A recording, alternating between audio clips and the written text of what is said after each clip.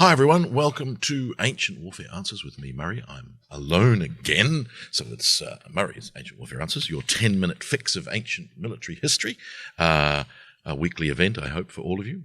And I'm going to be answering a question by someone named Andrew, who sent through an email in a minute. But of course, you can ask us a question. You can either back us on Patreon. There are 3 levels. You can be a legionary, an optio, or a centurion.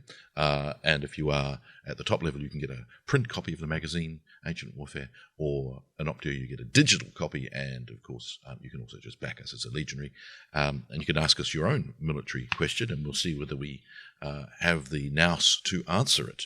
Now, today, we've got Andrew's question, which is, why did generals write back to the Senate what they had done? Was that account trustworthy, and how can we tell? So, the first thing, of course, is when you're looking at the generals in the Republic, and then, of course, the generals who were representing the emperor under the empire, the writing back to the Senate, or the emperor in some cases, would, of course, be required. That you report on what you're up to.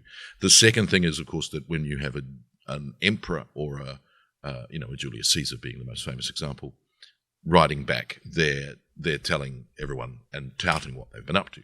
So obviously the commentary of Julius Caesar, the Gallic Wars and the Civil Wars are the most famous example of a consul or an ex-consul writing back about what they'd been achieving. A proconsul, obviously, in Gaul in the 50s BC.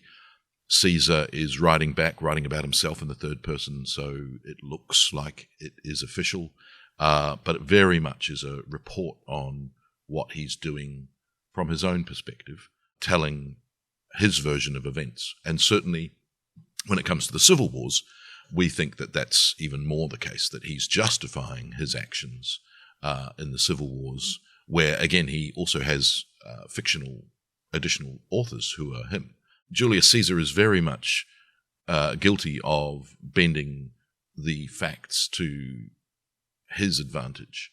Of course, the problem with those is we don't have any alternatives, really, and any subsequent writers were very much writing based on Caesar. Nor do we believe that Caesar was writing bare bones to be fleshed out by historians later, which is one of the claims, because, of course, what he's written is hardly fleshable because it's already fully formed. Now, other commentary are really quite fragmentary in the sense that we might get them mentioned, but we don't have any of them surviving unless they were being used by subsequent historians.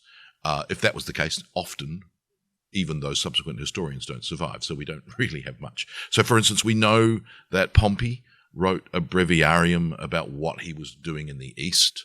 Now, the interesting thing there is he doesn't use the word commentary, he uses the word breviarium, which is a brief history. That's tricky. Is that the same as what Caesar's doing? We have, of course, Augustus giving us a summary total breviarium of what the situation in the empire was in his Res Gestae, but again, that's his version of events is what's going on. Later in the Roman Empire, we have examples of what we think are generals writing back to the Senate or the emperor and advising on what they've been up to. In some cases, they may well have been suppressed or gave such a bad impression that the commander-in-general lost their position.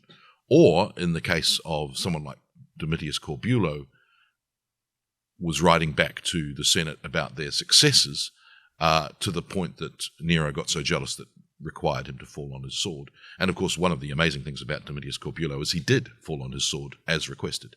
But we think that, Tacitus's later account of the Parthian campaigns of Corbulo must have been based on what Domitius Corbulo wrote back to the Senate. So even though those are fragmentary, there seems to be detail in Tacitus's account that really must have come from an eyewitness in that regard. So there would probably be the whole range of authors writing back a report on what they've been up to. In the sense that some would be just the facts. This is what's happening. Here's the reports. Here's the accounts. Others would, of course, embellish them to make themselves look good, or perhaps even not make themselves look good, do enough not to get noticed and not to get fired. Very similar to the corporate world to this day. And then we do have, again, very fragmentary example of what Lucius Verus and Marcus Aurelius were doing in the 160s and 170s. So we have, for Lucius Verus, a letter to Fronto where he's asking Fronto to write up what he's achieved in the Parthian War. Now, generally, of course, people believe that Lucius Verus didn't do a lot during the Parthian War, that he was using his generals, such as Avidius Cassius, to do all the commanding for him. And one of the things that Lucius Verus says to Fronto is, you will, of course, take into account and incorporate all of my reports back to the Senate, and then gives him advice about, how to show him off in the best possible light, as if Fronto didn't know. So that's interesting in the sense that it shows that there were some reports back. And we've got those for other emperors on campaign as well. And again, with Marcus Aurelius, we have this idea that Marcus Aurelius is writing back to the Senate and that he's not doing anything without the approval of the Senate, even, being acclaimed imperator, he's writing back to the Senate to make sure they approve. So there does seem to be this quite rigorous reporting system, just none of it survives. And the interesting thing there, of course, is that with Lucius Verus, you've got this idea that he's not at the front, not commanding armies, that when he's with the army, he's not really with the army, because he's technically a bad emperor. Because, of course, Marcus Aurelius, his brother, is the good emperor, who, when he's at the front, is in the front line. We have a couple of accounts of Marcus Aurelius being in the front lines. And it's like, but hang on, we believe it for Marcus Aurelius that he's at the front, with the front. We don't believe it for Lucius Verus. Again, with Trajan, he's at the front. He's definitely at the front. He's definitely doing it, even though he has subordinate generals too, as does Marcus Aurelius. Domitian, on the other hand, no, Domitian wasn't at the front. He says he's at the front, but he's not really. So we have this really peculiar situation with whether we think an emperor is a good emperor or a bad emperor. When we're told a bad emperor is at the front with the troops, we ignore it or we deny it, and we look for reasons to say that wasn't really what was happening.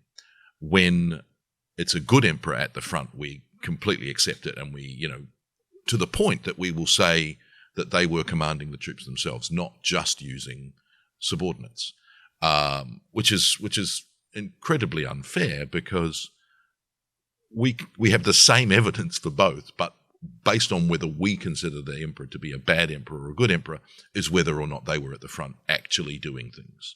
And that's problematic.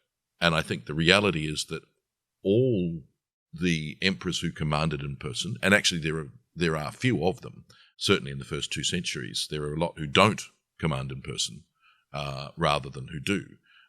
You can add Claudius, that, Claudius went with the army, but it's kind of denigrated to, but he was only there 2 weeks, he didn't do anything of import. Whereas probably all of those emperors and even their subordinate commanders were writing back to the emperor or to the Senate to tell them what they had been doing.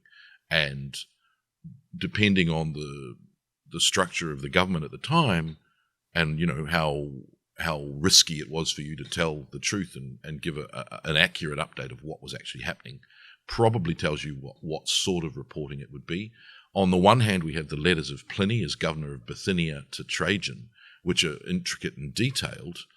And again, some people say that that's the model that every governor would have been sending back to the emperor, or Pliny is an exception. He, is verbose and he's writing far more than most emperors would have even bothered to communicate to their emperor.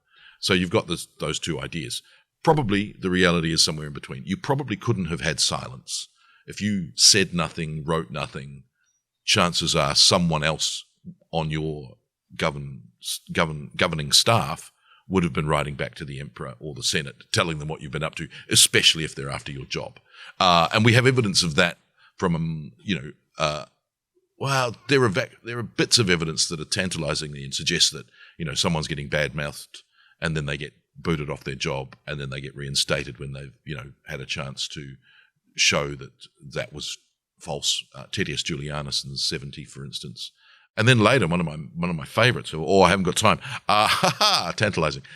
When you look at the post of the Magister Memoriae in the mid-4th century, you've got Festus of Tridentum and Eutropius. And Eutropius gets kicked out of the job, replaced by Festus. Eutropius gets another job as proconsul Asii, and then gets kicked out of the job and replaced by Festus. So you're like, hang on a minute. So this guy follows this other guy 2 jobs in a row and seems to badmouth him. We have evidence that there's badmouthing going on. So I think the reality is that the writing back to the Senate of what's being done and what's, progress reports and accounts is very common. None of it survives really, except for Caesar. Was that account trustworthy? Again, up to you. Even modern historians will accept some, reject others without really any differentiation between why, except, I don't think they're a good emperor. I think they are a good emperor.